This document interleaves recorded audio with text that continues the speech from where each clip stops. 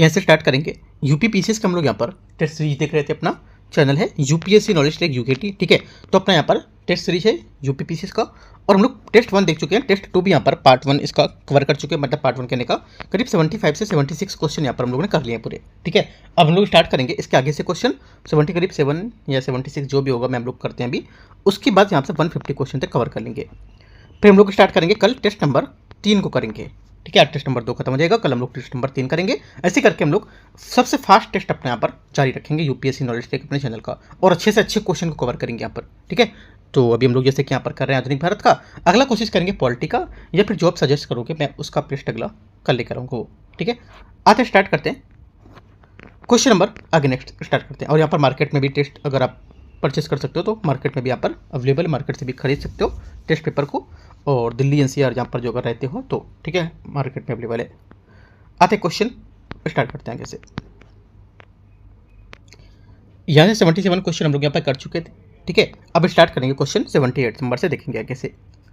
78 है, इसमें बोले विडेरा के युद्ध में निम्नलिखित पर विचार करना है, कौन सा जो है अंग्रेजों के युद्ध के कौन से पूरी यहाँ पर शक्ति लड़ी गई थी। मतलब कहने का कि जो विडेरा था इसके युद्ध में अंग्रेजों या वेदेरा का युद्ध होगा इसमें, है ना, थोड़ा सा टाइपिंग में मिस्टेक हो गया। उसमें अंग्रेजों के विरुद्ध कौन सी यूरोपीय शक्ति लड़ी थी ये बताना है आपको। तो जो वेदेरा का युद्ध है इसमें अंग्रेजों के विरुद्ध यहाँ पर कौन सी शक्ति लड़ी गई थी, आंसर हो जाएगा आपका डच, यहाँ से आंसर होगा, ठीक है। नवंबर 1767 में हुए जो वेदेरा का युद्ध है उसमें बैटल ऑफ वेदरा, है ना, या चिंसोरा का युद्ध, हाँ ठीक है, वेदेरा का युद्ध होगा इसमें, चिंसोरा के युद्ध भी बोलते थे इसको। और इसमें अंग्रेजों ने डच सेना की बुरी तरह से क्या हराया, और इससे भारत में डचों को जो चुनौती थी उनकी हमेशा के लिए समाप्त हो चुकी थी। आंसर यहाँ से क्या होगा, यही करेक्ट आंसर है। यहाँ पर क्या होगा, विडेरा या नहीं होगा, या वेदारा का युद्ध होगा, है ना, ट्रांसलेट में थोड़ा सा मिस्टेक हो गया। आते हैं क्वेश्चन नंबर 79, आत्मसम्मान आंदोलन, यहाँ पर सेल्फ रिस्पेक्ट मूवमेंट के बारे में विचार करना, किसने शुरू किया था ये। आंसर क्या होगा, 79 का करेक्ट आंसर, ये शुरू किया था आत्मसम्मान आंदोलन तमिलनाडु में गैर ब्राह्मणों द्वारा समान अधिकार दिलाने को लेकर के रूढ़िवादिता के खिलाफ 1925 में ईवी रमास्वामी नायकर, जिन्हें पेरियार भी कहा जाता था, ठीक है, और ये आत्मसम्मान आंदोलन की शुरुआत की थी। करेक्ट आंसर 79 का ये करेक्ट है। Question number 80, British Indian association की सीमा निम्नलिखित में से कौन सी थी, इसकी सीमा कौन सी थी, आंसर हो जाएगा टीका। करेक्ट आंसर, ये मुख्य रूप से जमींदारों और उच्च वर्ग के हितों की संबंधित थी, और 1851 में कलकत्ता में स्थापित ब्रिटिश इंडियन एसोसिएशन, ठीक है, ब्रिटिश इंडियन एसोसिएशन, ये मुख्य रूप से बड़े जमींदार के कुलीन वर्ग लोग शामिल थे इसमें, और इसलिए इसके कार्यक्रम में मांगे और आम जनता ये किसानों के बजाय मुख्य रूप से जमींदारों के हितों की रक्षा तक सीमित हो गई थी। क्वेश्चन नंबर 81 है, लोगों के विद्रोह के लिए निम्नलिखित में से कौन से कारक जिम्मेदार हैं। 81, देखो लोगों के जो विद्रोह को लेकर के कौन से यहाँ पर कारक जिम्मेदार होंगे। एक तो देखो पहला बोला औपनिवेशिक भू राजस्व व्यवस्था, पहली बात क्या है, करेक्ट है, क्योंकि औपनिवेशिक काल में जो विद्रोह थे उसको पीछे यही कारण था कि जिम्मेदारी थी होती थी उनमें, ठीक है, और अत्यधिक भू राजस्व वसूलना होता था। सेकेंड बात यहाँ से, सेकेंड बात बोला कि ब्रिटिश निर्मित यहाँ पर जो वस्तुएं उसको बढ़ावा देना, सेकेंड बात भी करेक्ट है, क्योंकि ब्रिटिश जो वस्तुएं थी उनको थोप कर पारंपरिक हस्तशिल्प और स्वदेशी वस्तु उद्योगों को नष्ट करना था, सही बात है। स्वदेशी उद्योगों का विनाश करना, बताया मैंने आपको। जनजातीय भूमियों पर राजस्व प्रशासन का विस्तार करना था, ये बात भी करेक्ट है, क्योंकि जो राजस्व प्रशासन का विस्तार उनके अधिकारों को छीनना और इन सभी नीतियों को सामूहिक असंतोष को जन्म दिया था। चारों बातें करेक्ट हैं, आंसर डी। आगे क्वेश्चन आते हैं, क्वेश्चन नंबर 82 82 नंबर है, किसके नेतृत्व में ठगों का दमन किया गया था। 82 82 का आंसर हो जाएगा कैप्टन सिलीमैन, इसका सही आंसर होगा, ठीक है। लॉर्ड विलियम बंटिंग के काल में भारत में ठगी प्रथा का आतंक था एकदम चरम पर, बिल्कुल, ठीक है, और बंटिंग ने कैप्टन विलियम सिलीमैन को ठगों की सफाई का काम सौंप दिया था, और सिलीमैन ने एक व्यापक अभियान चलाकर 1830 के दशक में ठगों को पूरी तरह से दमन कर दिया। आंसर यहाँ से बी करेक्ट है। क्वेश्चन नंबर 83, 1857 के विद्रोह का प्रतीक क्या था। 83 का आंसर हो जाएगा 1857 के विद्रोह का प्रतीक कमल और रोटी, ए यहाँ से सही आंसर होगा, ठीक है। 1857 का विद्रोह जो स्वतंत्रता संग्राम दौरान क्रांतिकारी द्वारा गुप्त रूप से संदेश और एकजुटता फैलाने को लेकर के कमल के फूल और चपाती रोटी मतलब थी, इसका जो प्रतीकात्मक उपयोग बताया था। आंसर 83 का करेक्ट आंसर ए सही होगा। क्वेश्चन नंबर 84 84 नंबर है, पुरंदर की संधि 1776 के बारे में विचार करना, इसका महत्व क्या था। इसका महत्व था कि इसने सूरत की संधि को रद्द कर दिया था, ठीक है, और रघुनाथ राव के दावों को छोड़ दिया था। इसमें सी क्या होगा आंसर होगा, क्योंकि प्रथम आंग्ल मराठा युद्ध के दौरान वारेन हेस्टिंग के नेतृत्व में कलकत्ता काउंसिल ने बॉम्बे काउंसिल द्वारा रघुनाथ राव के साथ की गई सूरत की संधि 1775 को खारिज कर दिया था। इसके बाद कलकत्ता काउंसिल को पुनः मराठा मंत्रियों नाना फडणवीस के साथ पुरंदर की संधि 1776 में की थी, जिसके तहत यहाँ पर सूरत की संधि रद्द हुई थी और अंग्रेजों ने रघुनाथ राव को साथ छोड़ दिया था।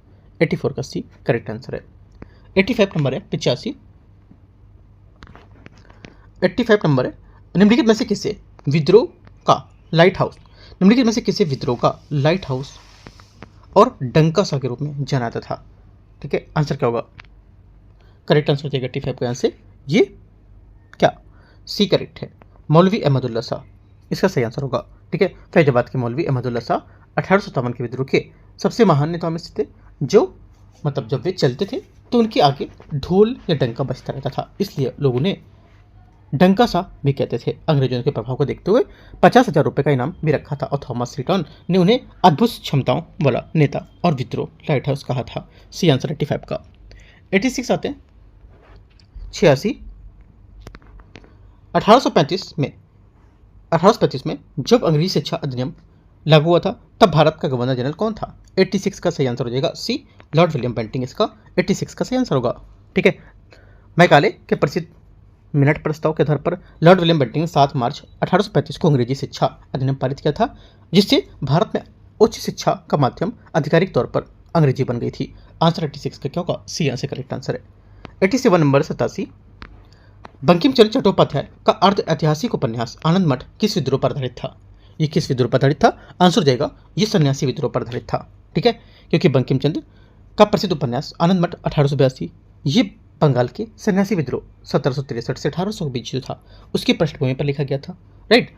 और भारत के राष्ट्रीय गीत वंदे मातरम इसी उपन्यास पर लिया गया है।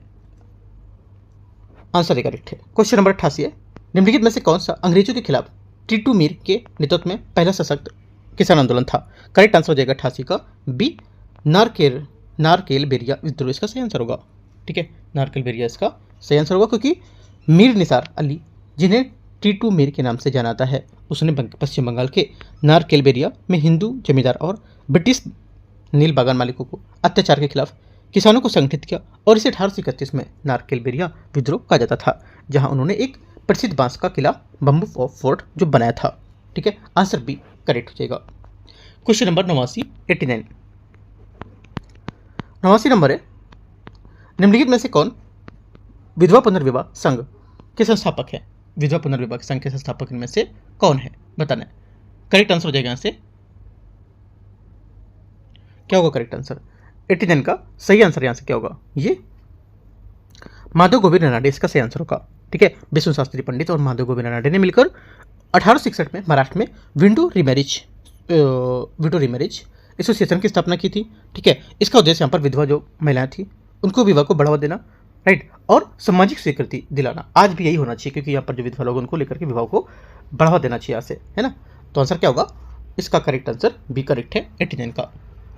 क्वेश्चन नंबर 90 है 1854 में वुड डिस्पैच जो था, ठीक है, उसके बारे में विचार करना है। ये लॉर्ड कैनिंग के कार्यकाल के दौरान जारी किया गया था। 90 का पहला स्टेटमेंट यहाँ से क्या होगा, 90 का पहला स्टेटमेंट यहाँ से गलत है, क्योंकि वुड डिस्पैच लॉर्ड डलहौजी के कार्यकाल 1848 से 1856 के बीच में आया था, ना कि कैनिंग के समय में। गलत हो गया। इसने महिला शिक्षा और शिक्षक प्रशिक्षण स्कूलों की स्थापना को प्रोत्साहन दिया था। ये बात करेक्ट है ना। तीसरी बात है इसकी, तीसरी बात बोला है पूरे भारत में शिक्षा के स्तर को लेकर के अंग्रेजी की शिक्षा को माध्यम के रूप में अनुशंसित किया गया था। तीसरी बात गलत है, क्योंकि इसमें शिक्षा के सभी स्तरों को अंग्रेजी की वकालत नहीं की थी, बल्कि यहाँ पर प्राथमिक स्तर पर मातृभाषा देसी भाषा को रखने को लेकर के केवल उच्च शिक्षा को लेकर के अंग्रेजी माध्यम से अपनाने की बात कही गई थी। ठीक है, 1 और 3 गलत है, ओनली 2 करेक्ट होगा, है ना, ओनली 2 करेक्ट है तो सी। क्वेश्चन नंबर 91 है 1857 का विद्रोह शुरू होने पर पटना का कमिश्नर कौन था। शुरू होने पर पटना का कमिश्नर कौन था। 91 का सही आंसर हो जाएगा क्या, डी विलियम टेलर इसका सही आंसर होगा। 91 का डी आंसर होगा। ठीक है, 1857 की क्रांति के समय पटना का कमिश्नर विलियम टेलर था। उसने पटना में पीर अली के नेतृत्व में हुए विद्रोह का बड़ी क्रूरता से दबाया था। आगे आते क्वेश्चन 92 नंबर है 1784 में जब कलकत्ता में एशियाटिक सोसाइटी की स्थापना हुई थी तब बंगाल का गवर्नर जनरल कौन था? 92 का आंसर हो जाएगा, ये था Lord Warren Hastings. B answer होगा। ठीक है, 15 जनवरी 1784 को सर विलियम जोन्स ने कलकत्ता में एशियाटिक सोसाइटी ऑफ बंगाल की स्थापना की थी। इस समय बंगाल का गवर्नर जनरल वारेन हेस्टिंग था, जिसे प्राच्य अध्ययनों की काफी बढ़ावा दिया था। 93 आते हैं क्वेश्चन 93 नंबर है कविता लेडी ऑफ द लेक किसने लिखी थी? 93 में कविता लेडी ऑफ द लेक किसने लिखी थी? आंसर हो जाएगा 93 का करेक्ट आंसर राजा राम मोहन राय। सी यहाँ से आंसर होगा इसका। ठीक है, राजा राम मोहन राय जो है आधुनिक भारत के जो जनक, ठीक है, और राय बहुमुखी प्रतिभा के धनी थे। उन्होंने लेडी ऑफ द लेक नामक कविता की रचना की थी। इसी नाम से प्रसिद्ध स्कॉटिश लेखक सर वॉल्टर स्कॉट की भी एक कविता है। इस पर भारतीय संदर्भ में राजा राम मोहन राय ने नाम इससे जोड़ा हुआ था। ठीक है, याद रखना है। आगे आते हैं क्वेश्चन नंबर 94 है निम्नलिखित में से किसी प्रसिद्ध रूप से हेवन बॉर्न जनरल कहा जाता है? आंसर 94 का करेक्ट आंसर क्या होगा? रॉबर्ट क्लाइव इसका सही आंसर होगा। ठीक है, ब्रिटेन के प्रसिद्ध प्रधानमंत्री विलियम पिट या ए बिल्डर है ना, द एल्डर ने रॉबर्ट क्लाइव में सैन्य कुशलता और रणनीतिक सूझबूझ को देखते हुए उसे हेवन बॉर्न जनरल स्वर्ग का जन्मा सेनानायक की उपाधि दी थी। आंसर क्या होगा? बी आंसर 94 का करेक्ट आंसर होगा। 95 नंबर है भारत की निम्नलिखित में से किस रियासत या किन रियासतों में अंग्रेजों ने हड़प नीति, ठीक है, डॉक्ट्रिन ऑफ लैप्स के माध्यम से अपने राज्य में मिला लिया था? आंसर 95 का करेक्ट आंसर क्या होगा? एक तो सतारा, जैतपुर, झांसी, नागपुर, संभलपुर, सभी है ना, ये सभी यहाँ से क्या होंगे? इसका आंसर होगा, क्योंकि लाडल हौजी ने अपनी हड़प नीति के तहत बिना किसी कानूनी उत्तराधिकारी गोद लिए पुत्र अमान करके इसमें निम्नलिखित में से क्रम पे रियासत करे, जैसे कि यहाँ पर सतारा को 1848 में, ठीक है, और जैतपुर को, संबलपुर को 1849, भगत है ना आपका 1850, उदयपुर 1852, झांसी 53, नागपुर 1854 में। तो ऐसे करके यहाँ पर इनको क्या था? आंसर क्या होगा? 95 का डी सभी आंसर यहाँ से क्या होंगे? डी सभी यहाँ से करेक्ट आंसर हो जाएगा इसका। आगे आते हैं क्वेश्चन 96 नंबर है प्रमुख राष्ट्रवादी नेताओं और समाचार पत्रों में पत्रिकाओं में जोड़े यहाँ पर कौन सा गलत बता रहा है? कौन सा यहाँ पर गलत है? 96 का जो सही आंसर हो जाएगा जस्टिस मोतीलाल नेहरू, ए यहाँ से गलत हो जाएगा इसका। क्यों? इसलिए गलत है क्योंकि यहाँ पर जस्टिस तो जो होगा ये समाचार पत्र मद्रास के गैर ब्राह्मण आंदोलन को आगे बढ़ाने के लिए जस्टिस पार्टी टी.एम. नायर चट्टी आदि द्वारा शुरू किया गया था, ना कि मोतीलाल नेहरू द्वारा। मोतीलाल नेहरू ने द इंडिपेंडेंट अखबार निकाला था, राइट, ये बात हो जाएगी, सब के सब सही है। आगे क्वेश्चन 97 नंबर है अमर सिंह ने किस यहाँ पर क्षेत्र की पहाड़ियों में अंग्रेजों के खिलाफ क्या छापामार युद्ध शुरू किया था? 97 का आंसर क्या होगा? 97 का करेक्ट आंसर हो जाएगा यहाँ से सी कैमूर, यहाँ से क्या होगा इसका करेक्ट आंसर होगा। 1857 की क्रांति के दौरान बाबू कुंवर सिंह के छोटे भाई अमर सिंह ने शहबाद जिले में कैमूर की पहाड़ियों के अपना केंद्र बनाकर अंग्रेजों के खिलाफ लंबे समय तक गुरिल्ला छापामार युद्ध जारी पर रखा था। 98 नंबर है स्वामी विवेकानंद द्वारा रामकृष्ण मिशन की औपचारिक स्थापना किस वर्ष की गई थी? बताना है। आंसर क्या होगा? 98 का करेक्ट आंसर यहाँ से हो जाएगा आपका, ये की गई थी 97, हाँ 1897 इसका आंसर होगा। स्वामी विवेकानंद ने अपने गुरु रामकृष्ण परमहंस के संदेशों को फैलाने के लिए सामाजिक सेवा के लिए 1 मई 1897 को कलकत्ता के पास बेरुल में जो रामकृष्ण मिशन की स्थापना की थी। ठीक है, आगे आते question number 99 Mumbai Anglo oriental college की स्थापना किस वर्ष हुई थी? बताना है आपको। 99 का आंसर क्या होगा? 99 का करेक्ट आंसर यहाँ से हो जाएगा 1875, इसका भी सही आंसर होगा।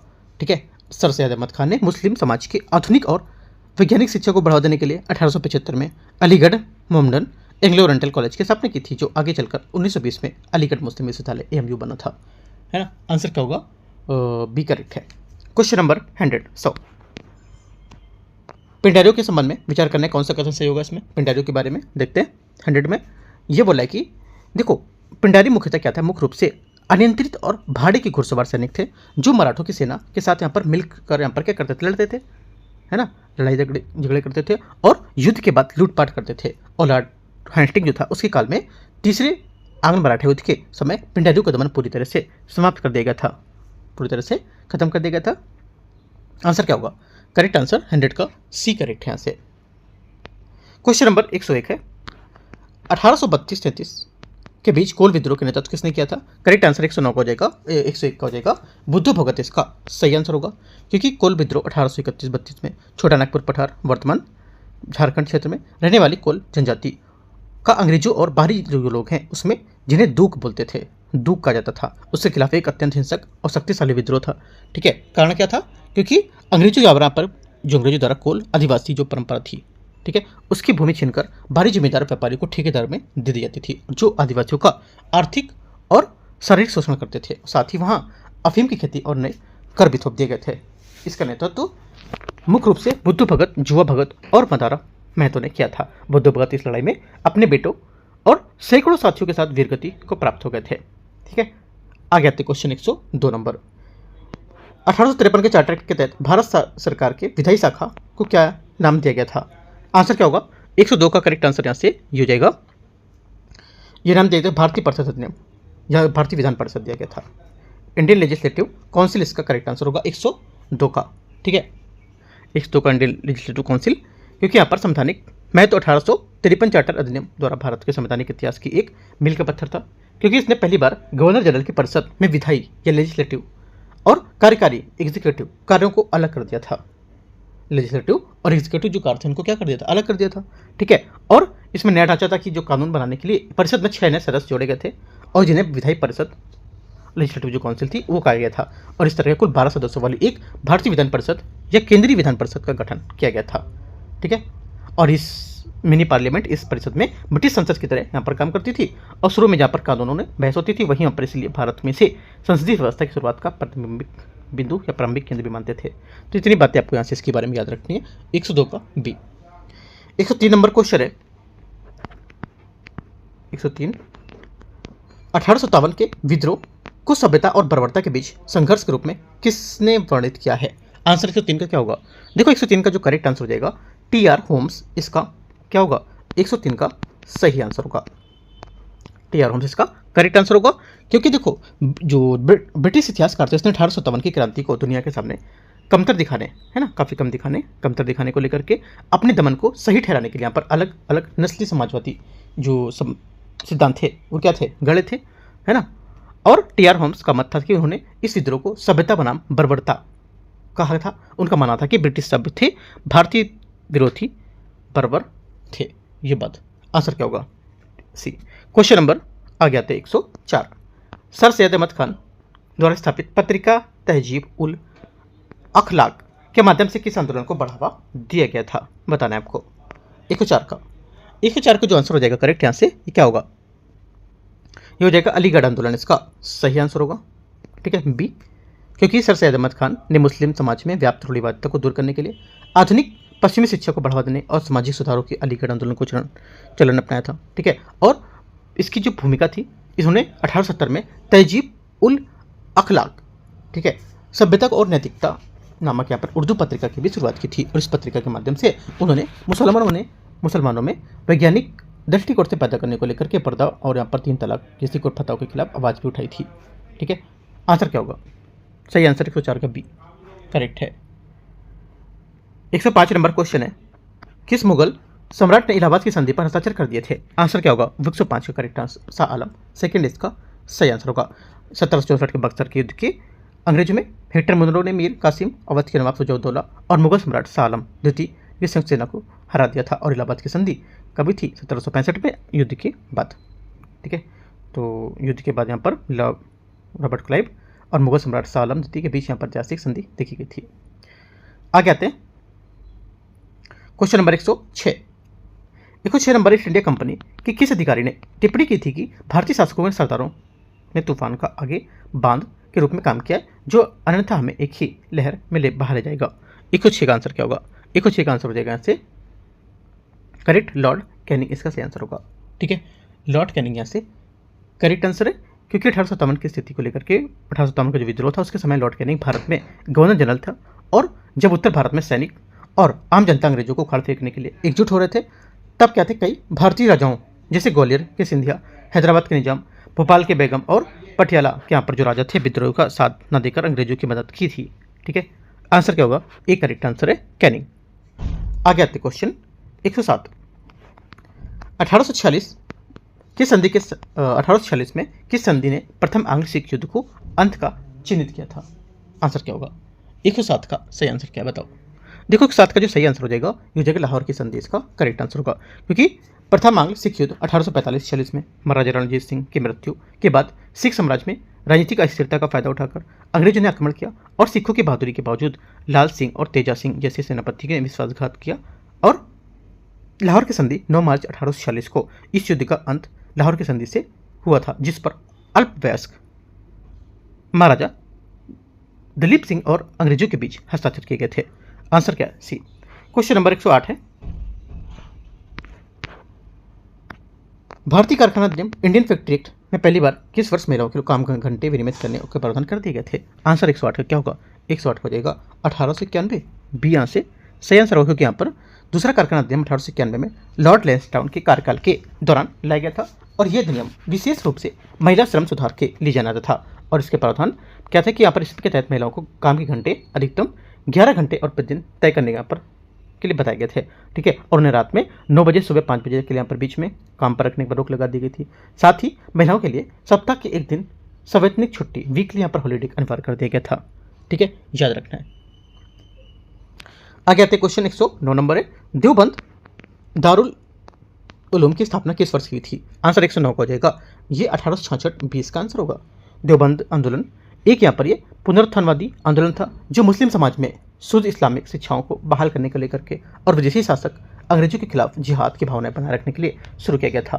ठीक है, और स्थापना 30 मई 1866 को उत्तर प्रदेश के सहारनपुर में जिले के देवबंद में दारुल जो उलूम मदरसा उसकी स्थापना मौलवी मोहम्मद कासिम नोतनवी और रशीद अहमद गंगोही द्वारा की गई थी। आंसर 109 का बी करेक्ट है। 110 नंबर आते हैं, निम्नलिखित में से कौन ब्राह्मणच्य कसब पुस्तक से जुड़ा है? आंसर 110 का क्या होगा? 110 का करेक्ट आंसर होगा ज्योतिबा फुले। सी यहाँ से क्या होगा? सही आंसर होगा इसका। ठीक है, क्योंकि पुस्तक और यहाँ पर जो विषय था इसमें महात्मा जो ज्योतिबा फुले ने 1869 में ब्राह्मणाच्य कसब, ठीक है, जो ब्राह्मणों की चालाकी मान सकते हो एक तरह से इसको बोलते थे। ठीक है, इसको नामक यहाँ पर मराठी पुस्तक लिखी थी। राइट, इसका मुख्य संदेश क्या था? मुख्य संदेश था कि इस पुस्तक में उन्होंने विस्तार से बताया था कि किस प्रकार धर्म, कर्मकांड और अंधविश्वास पर सहारा लेकर निचली जातियां और अज्ञानी किसानों को मानसिक आर्थिक शोषण किया था और उन्हें शूद्रों और अतिशूद्र को अपने अधिकारों के प्रति जागरूक होने को लेकर आह्वान किया था। उनकी प्रसिद्ध कृति में गुलामगिरी 1873 सबसे प्रमुख मानी जाती थी।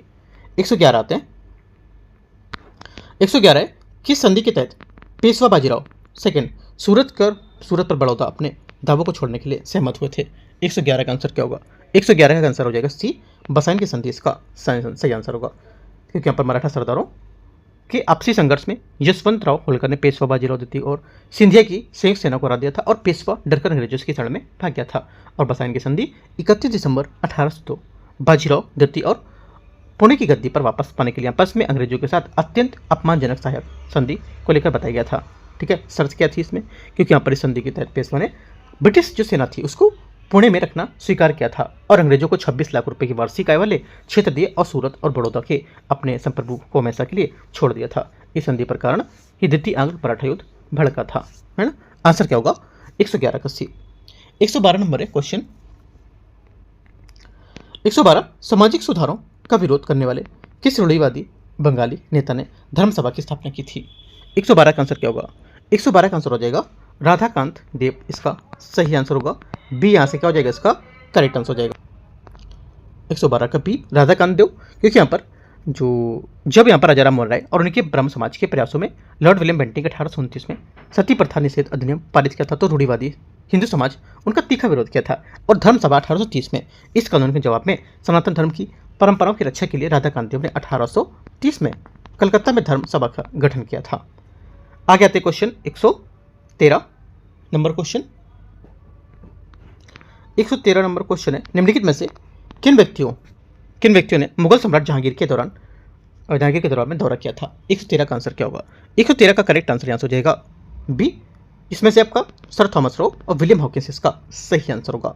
ठीक है, कैप्टन विलियम हॉकिंस 1608 में इंग्लैंड के राजा जेम्स प्रथम का पत्र लेकर हिट्टर मुद्रक जहाज को लेकर सूरत पहुंचा था और फिर जहांगीर की दरबार में गया था और वो तुर्की, फारसी और कई भाषा बोल सकता था। ठीक है, जिससे यहाँ पर खुश होकर जहांगीर ने उसे इंग्लिश खान की उपाधि 400 का मनसब भी दिया था। 113 का बी यहाँ से क्या होगा? सही आंसर है। आगे आते क्वेश्चन 114 नंबर। सरफराज खान की हत्या के लिए निम्नलिखित में से कौन शासक जिम्मेदार था? 114 का आंसर हो जाएगा करेक्ट आंसर से ये जिम्मेदार था अलीवर्दी खान। ठीक है, गिरिया का युद्ध 1740 में सरफराज खान के नवाब सुजाउद्दीन का बेटा था जो 1739 में बंगाल की गद्दी पर बैठा था। वह एक अकुशल शासक था और बिहार के तत्कालीन नायब नाजिम डिप्टी गवर्नर अलीवर्दी खान की महत्वाकांक्षी काफ़ी बड़ी देखी गई थी और अलीवर्दी खान ने विशाल सेना के साथ मुर्शिदाबाद पर चढ़ाई कर दी थी और मई 1740 में गिरिया के युद्ध में अलीवर्दी खान के नवाब सरफराज खान की हत्या कर दी थी और खुद बंगाल का नया नवाब घोषित कर दिया था। और इसके बाद उसने मुगल सम्राट में मोहम्मद शाह रंगीला को 2 करोड़ रुपए की यहाँ पर घूस देकर अपने पद की कानूनी मंजूरी भी ले ली थी। ठीक है, आंसर करेक्ट है। 115 नंबर क्वेश्चन है, निम्नलिखित में से किस अधिनियम के तहत भारत के गवर्नर जनरल को पहली बार वायसराय की उपाधि दी गई थी? आंसर क्या होगा? देखो 115 का जो करेक्ट आंसर हो जाएगा भारत शासन अधिनियम 1858 इसका करेक्ट आंसर है। ठीक है, सी आंसर क्या होगा? 115 का करेक्ट आंसर होगा क्योंकि 1857 की क्रांति का परिणाम इस महान विद्रोह के बाद ब्रिटिश संसद ने ईस्ट इंडिया कंपनी के कुशासन को समाप्त करने का निर्णय लिया था और अधिनियम का प्रावधान भारत शासन अधिनियम 1858 जिसे बेहतर सरकार के लिए अधिनियम भी कहा जाता था और इसके तहत भारत का शासन सीधे ब्रिटिश क्राउन महारानी विक्टोरिया थी ना उसके हाथ में था। ठीक है, और इसके तहत भारत के गवर्नर जनरल के पद का नाम बदलकर वाइसराय पर कर दिया गया था जिसका अर्थ था कि क्राउन की प्रत्यक्ष प्रतिनिधि या बोल सकते हो डायरेक्ट यहाँ पर रिप्रेजेंटेटिव। ठीक है, और लॉर्ड कैनिंग द्वारा भारत के गवर्नर जनरल को पहले वाइसराय बने थे। याद रखना है, आंसर यहाँ से क्या होगा? सी करेक्ट है। क्वेश्चन 116 है, 116 नंबर क्वेश्चन यहाँ से इसमें बोला है कि वह भारत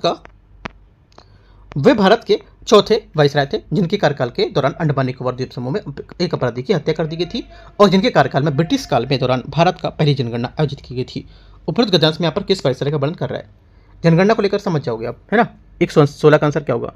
करेक्ट आंसर हो जाएगा लॉर्ड मेयो, इसका सही आंसर होगा। ये सिर्फ एक पॉइंट से आप समझ जाओगे जनगणना वाले से कि कौन इसका आंसर होगा। सी आंसर इसका करेक्ट आंसर।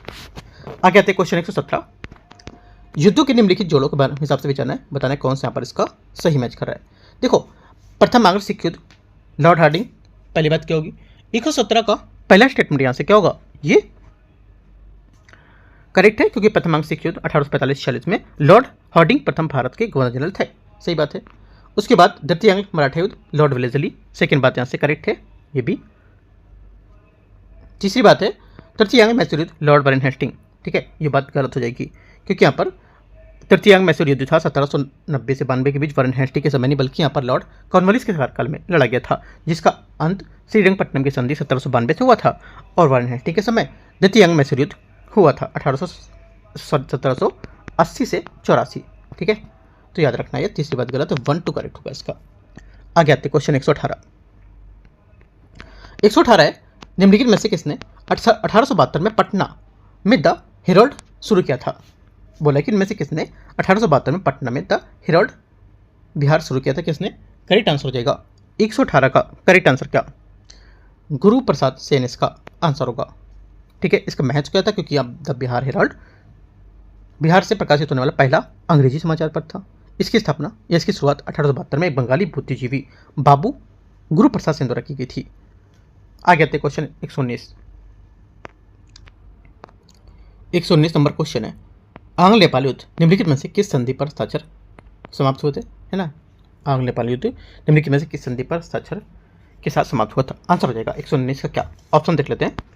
ऑप्शन यहाँ पर है यडाम्बू की संधि। ठीक है, यडाम्बू की संधि, सुगौली, विराटनगर और काठमांडू। आंसर क्या होगा? 119 119 का करेक्ट आंसर सुगौली की संधि से इसका करेक्ट आंसर होगा क्योंकि यहाँ पर आंग्ल नेपाल युद्ध 1814 से 16 के बीच यहाँ पर ये युद्ध लॉर्ड हेस्टिंग के कार्यकाल के दौरान गोरखाओं जो थे उनके क्षेत्रीय विस्तार और ब्रिटिश सीमाओं के टकराव के कारण हुआ था और अमर सिंह थप्पा के नेतृत्व में गोरखा सैनिक ने कड़ा मुकाबला किया था लेकिन अंततः ब्रिटिश सेना जीत गई थी। आंसर क्या होगा? 119 का बी करेक्ट आंसर होगा यहाँ से। ठीक है, 120 है 1857 जो है उसके दौरान कौन सा भारतीय समाचार पत्र ब्रिटिश औपनिवेशिक शासकों कि अपनी साहसिक आलोचना के लिए विशेष रूप से प्रसिद्ध था। आंसर क्या होगा? करेक्ट आंसर हो जाएगा यहाँ से 120 का क्या होगा सही आंसर बताओ?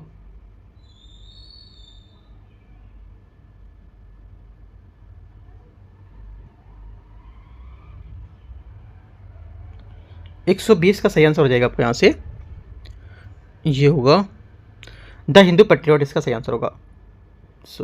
द हिंदू पेट्रियट इसका करेक्ट आंसर होगा, है ना। क्वेश्चन हम लोग कौन सा कर रहे थे? 119 में। 119 में जो आंसर था हम लोग का क्या था? ये 119 का था आपका सुगोली की संधि ना। देखो जो यहाँ पर 119 क्वेश्चन था, अगले नेपाली को वहाँ पर किस संधि के साथ समाप्त हुआ था, तो यहाँ पर सुगोली की संधि इसका होगा। ठीक है, इसका आंसर सुगोली की संधि होगा, है ना। हम लोग ने 120वां कर लिया, तो यहाँ पर सुगोली की संधि इसका क्या करेक्ट आंसर है। और इस संधि में 1815 में हस्ताक्षर हुए थे और मार्च 1816 में पूरी तरह से लागू हुई थी।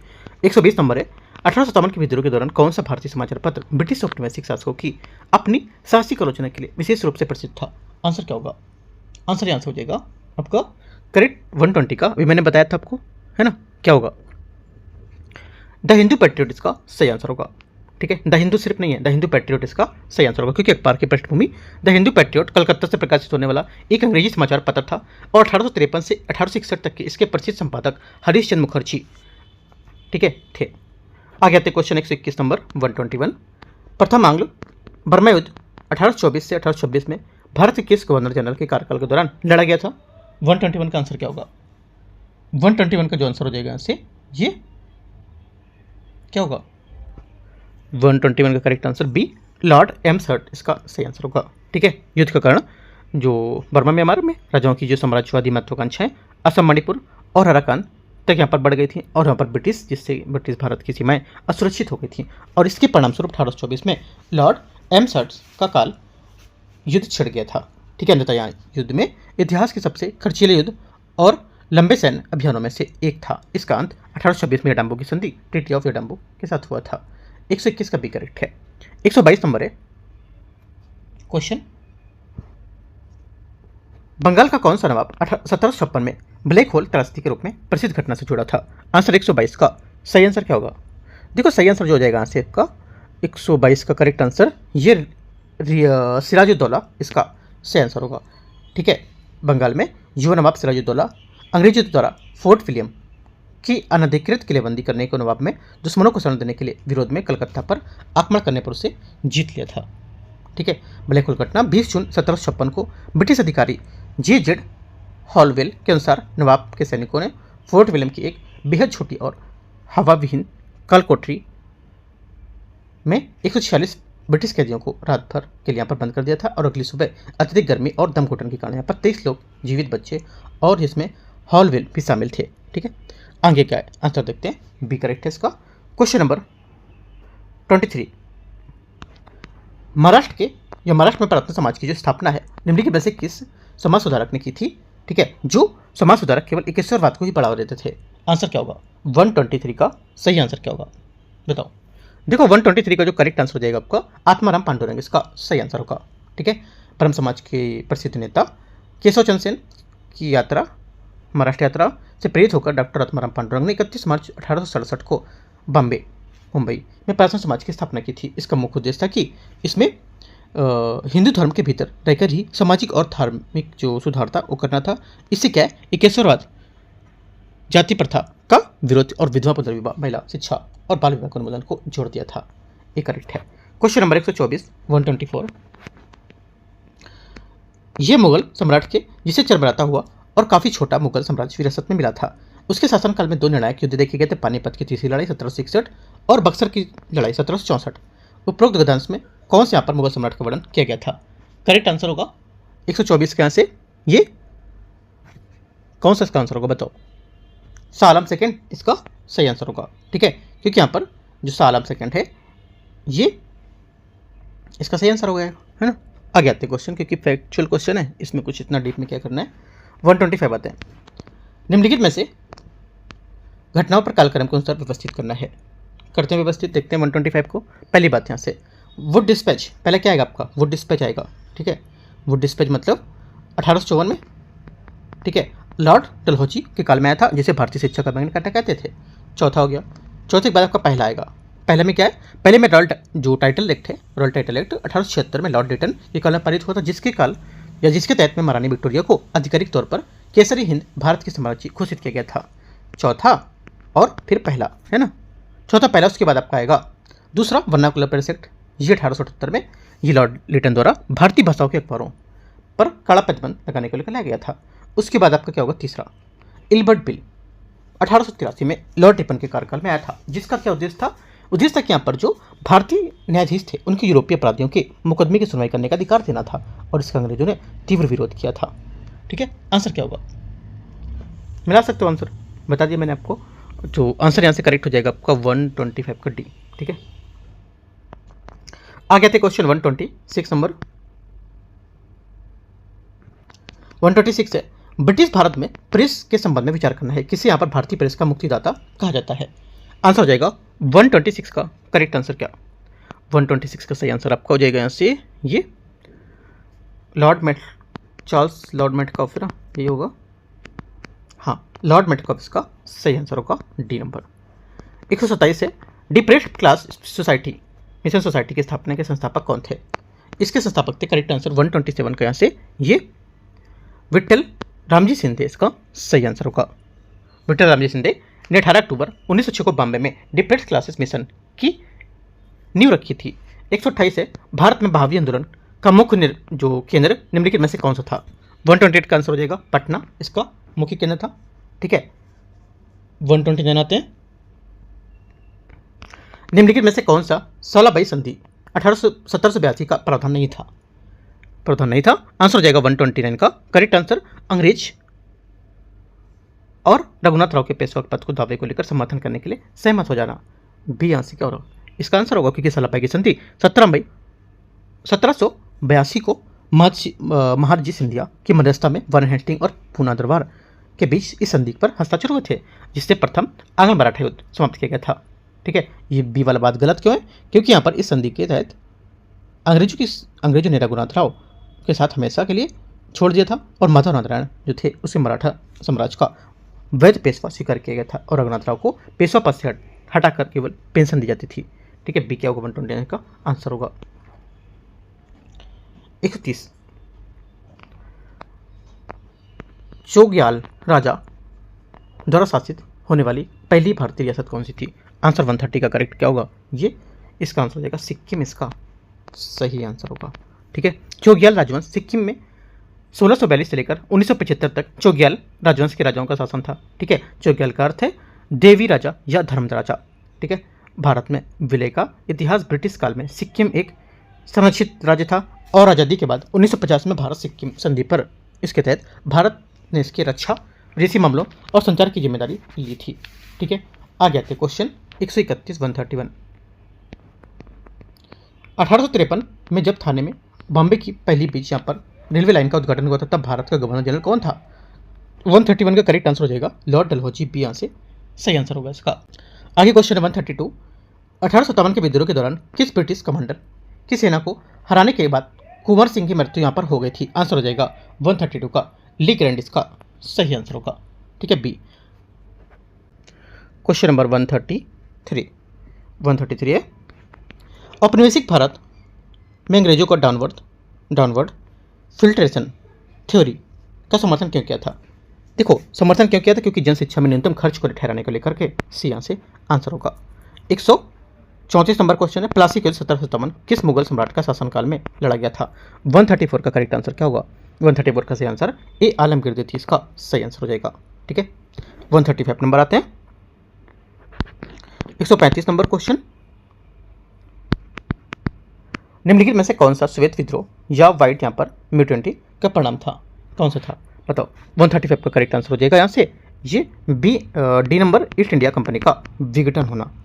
डी क्या होगा इसका सही आंसर होगा ईस्ट इंडिया कंपनी का विघटन, क्योंकि यहाँ पर श्वेत विद्रोह क्या था, क्योंकि श्वेत विद्रोह जो था 1857 के विद्रोह के बाद जब भारत सरकार अधिनियम 1858 पारित हुआ था, तो भारत का शासन कंपनी से छीनकर सीधे ब्रिटिश क्राउन को सौंप दिया गया था, और इसके तहत जो ईस्ट इंडिया कंपनी की यूरोपीय सेना जो थी उसको भी यहाँ पर सीधे तौर पर शाही सेना स्थानांतरित करने का आदेश दिया गया था।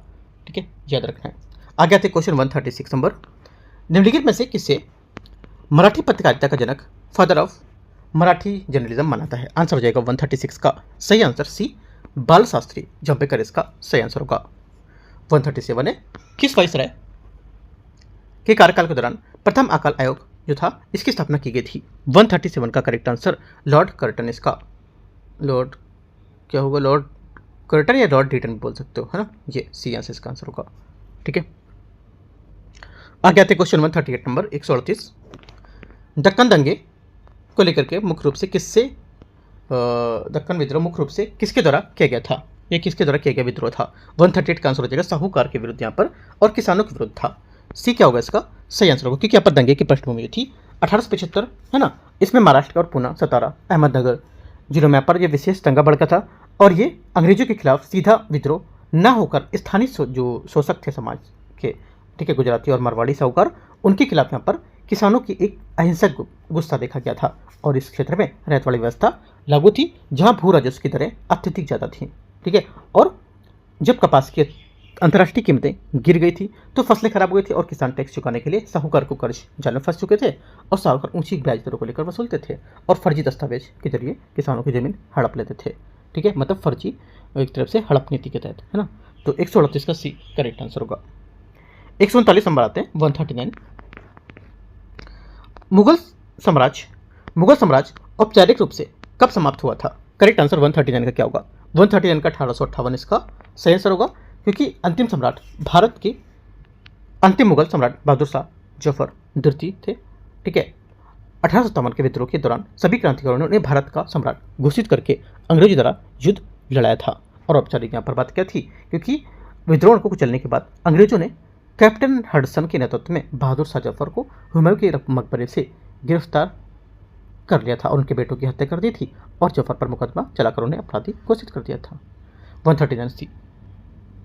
140 है, हिंदू विधवा पुनर्विवाद नियम पारित होने के समय भारत का गवर्नर जनरल कौन था? 140 का करेक्ट आंसर क्या होगा? ए लॉर्ड कैनिंग इसका सही आंसर होगा।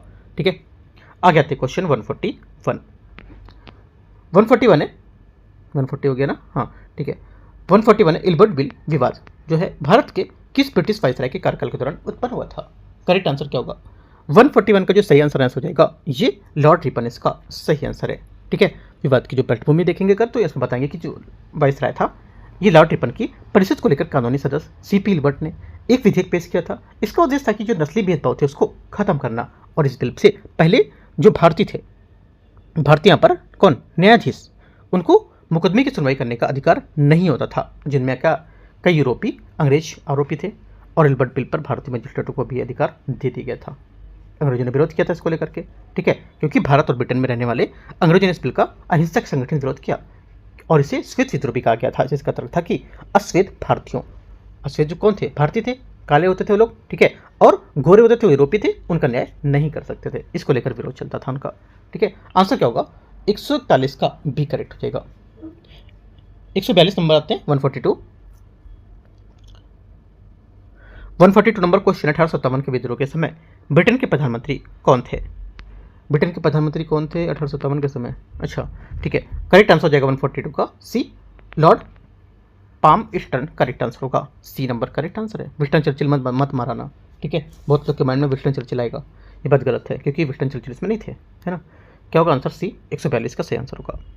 आगे आते क्वेश्चन 143, यंग बंगाल मूवमेंट जो है इसमें संस्थापक कौन थे इसके? करेक्ट आंसर हेनरी विवियन डोरजियो इसका सही आंसर होगा। 144 है, निम्नलिखित में से निम्नलिखित संगठनों को उनकी स्थापना के आधार पर सही कालक्रम के उत्तर व्यवस्थित करना है। 144 को करेंगे व्यवस्थित तो क्या आएगा? 144 का करेक्ट आंसर देखो, एक तो पहला होगा आपका यहाँ से ये पुनः सार्वजनिक सभा, है ना, पुनः सार्वजनिक सभा यहाँ पर हो जाएगी। ये 1870 में इसकी स्थापना 2 अप्रैल 1870 को एमजी रानाडे और जीवी जोशी द्वारा पुणे में की गई थी। इसका उद्देश्य था कि सरकार को जनता के बीच एक सेतु के रूप में काम करना। एक हो गया आपका पुनः सार्वजनिक सभा। उसके बाद आपका क्या आएगा? उसके बाद आपका आएगा तीसरा, मतलब इंडियन लीग क्या था? देखो इंडियन लीग जो थी इसने 1875 में इसकी स्थापना हुई थी और शिशिर कुमार घोष ने 1875 में कलकत्ता में स्थापना इसकी की और इसका मुख्य उद्देश्य था कि भारतीय राष्ट्रवाद की भावना को जगाना और राजनीतिक चेतना को बढ़ावा देना था। तीसरी बात हो गई। उसके बाद दूसरी बात क्या है? Bombay presidency association, right. ये इसमें क्या हुआ कि 1885 में इसकी स्थापना जनवरी 1885 में, ठीक है। फिरोज शाह मेहता, बदरुद्दीन तैयबजी और केटी तेलंग इन्हें, जिन्हें बॉम्बे के त्रिमूर्ति के रूप में जानते थे, इनको द्वारा की गई थी। ये संस्था कांग्रेस की स्थापना के ठीक पहले बनी और महत्वपूर्ण राजनीतिक संस्था थी। तो इन सब के बारे में डीप में हम लोगों ने यहाँ पर जान लिया क्या क्या है पूरा, ठीक है। तो इनको लिख लो, पॉइंट काफ़ी इंपॉर्टेंट है तीनों। ये आंसर क्या होगा? 1, 3, 2 है ना, 1, 3, 2 करेक्ट आंसर आपका हो जाएगा यहाँ से सी नंबर। आगे क्वेश्चन है 145, भारतीय सिविल सेवा अधिनियम इंडियन सिविल सर्विसेज एक्ट कब पारित किया गया था? बताओ आंसर क्या होगा? करेक्ट आंसर 145 का 1861 सही आंसर होगा इसका, ठीक है। 46 है, भारत के वायसराय के रूप में किसका कार्यकाल सबसे छोटा था? बताना है सबसे छोटा किसका था। आंसर हो जाएगा कार्यकाल में 146 करेक्ट आंसर यहाँ से लॉर्ड माउंटबेटन इसका सही आंसर होगा, बी नंबर, लॉर्ड माउंटबेटन इसका करेक्ट आंसर होगा, ठीक है।